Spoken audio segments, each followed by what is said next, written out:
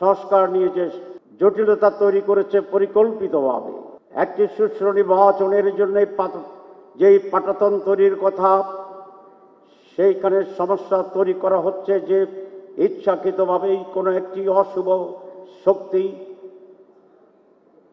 এখনই এটাকে থামিয়ে দেওয়ার জন্যে সেই ডাকসু, রাকসু, জাকসু, চাকসু এবং ছাত্র সমাজকে আবার বড় ধরনের ভূমিকা নিয়ে এটাকে থামিয়ে দিতে হবে, স্তব্ধ করে দিতে হবে। বিশ্ববিদ্যালয়ে টর্চার সেল বন্ধ হয়ে গিয়েছে। বিশ্ববিদ্যালয়ে গাঁজা মদের আড্ডা সেখানে এখন আর নেই। জাহাঙ্গীরনগর বিশ্ববিদ্যালয়ের আমার বোন বলেছিলেন যে ওনাকে স্পন্সর ডাকসুর জন্য আছে। হ্যাঁ, সে স্পন্সর দিয়ে বিল্ডিং হয়তো ডাকসু করতে পারবে, কিন্তু যে কাজটি ক্লিননেসের আছে, যেই কাজটি বিশ্ববিদ্যালয়ে ক্যান্টিনে নেগেটিভ আছে, এই সকল কাজগুলো সকলের জন্য মুক্ত আছে, সেদিকে আমাদের কনসেন্ট্রেট করতে হবে। আপনারা জানেন 3 দিন আগে রিপোর্ট হয়েছে এই বছরের বিশ্ববিদ্যালয়ের যে কোয়ালিটির যে স্ট্যাটাস, 1000 বিশ্ববিদ্যালয়ের ভিতরে সারা দুনিয়ায় বাংলাদেশের একটি বিশ্ববিদ্যালয়ের নাম আসেনি। আজকে আপনাদের এই চ্যালেঞ্জকে গ্রহণ করতে হবে। একাডেমিক্যালি আমাদের বিশ্ববিদ্যালয় সমূহ কিভাবে বিশ্বের সাথে তাল মিলিয়ে কোয়ালিটেটিভলি এগিয়ে যেতে পারে, আপনারা নির্বাচিত প্রতিনিধিরা সেইভাবেও মনোযোগ দিয়ে নতুনভাবে সাজানোর জন্য উদ্যোগ গ্রহণ করবেন, এটি আমার একটি অনুরোধ। এবং ছাত্রছাত্রীরা সেটা চায়। শিবিরকে কেন ভোট দিয়েছে আমি জিজ্ঞাসা করেছি অনেককে।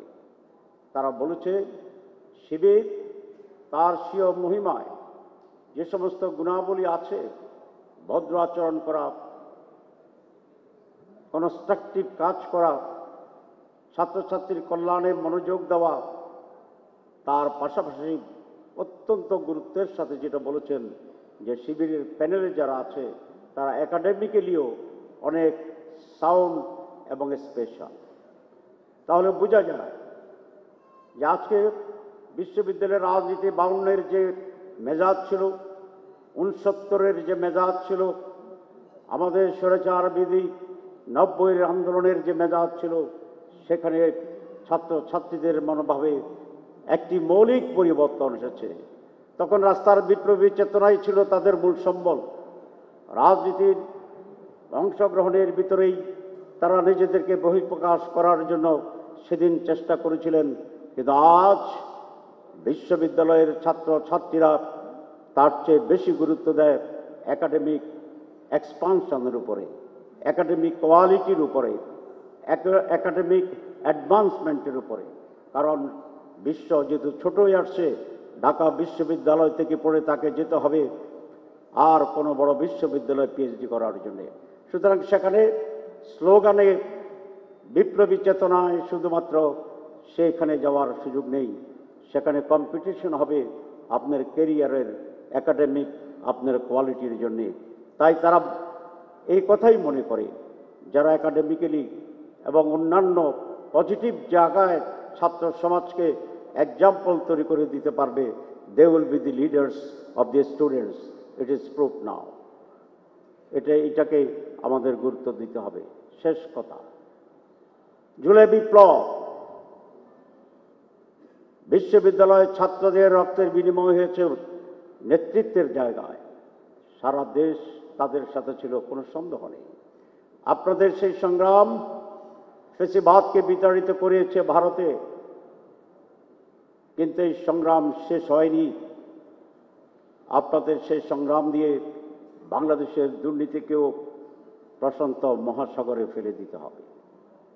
আপনাদের এই সংগ্রামের কন্টিনিউশন একটি সুস্থ গণতান্ত্রিক দেশ এবং রাষ্ট্র গঠনের জন্য এখনো যে লড়াই অব্যাহত আছে, সেইটাকে এগিয়ে যাওয়ার জন্যই আপনাদের ভূমিকা নিতে হবে। আজ আগামী যে নির্বাচন, যে স্পিরিটের চেতনায়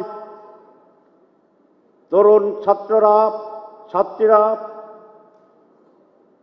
একটি আদর্শবাদী দলকে সমর্থন দিয়েছিল বা এখনো দিয়ে যাচ্ছে, আগামী নির্বাচনের 4 কোটি তরুণ ছাত্র সমাজের যেন সেই ধারাবাহিকতায় বাংলাদেশের একটি পজিটিভ পরিবর্তনের জন্য সিদ্ধান্ত নিয়ে আদর্শবাদী দল এবং দলসমূহকে বিজয়ী করে এবং সেই বিজয়ের জন্য মাঠে অংশগ্রহণ করে, সেইভাবে তরুণ সমাজের মাইন্ডকে প্রস্তুত করার জন্যে আপনাদের এখন থেকে ভূমিকা নিতে হবে।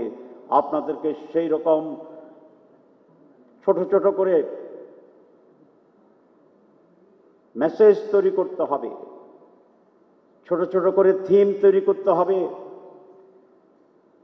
ছোট ছোট করে আইডিয়া তৈরি করতে হবে এবং সারা বাংলাদেশে তরুণদেরকে সেই স্পিরিটে গ্রামে গ্রামে বাড়িতে বাড়িতে গিয়ে মানুষকে সংগঠিত করার জন্য যে ঢেউ, যে ওয়েভ, যে হাইট, যে স্রোত, সেটাকে তৈরি করার জন্য right now you have continue your efforts, সেটাকে অব্যাহত রাখতে হবে।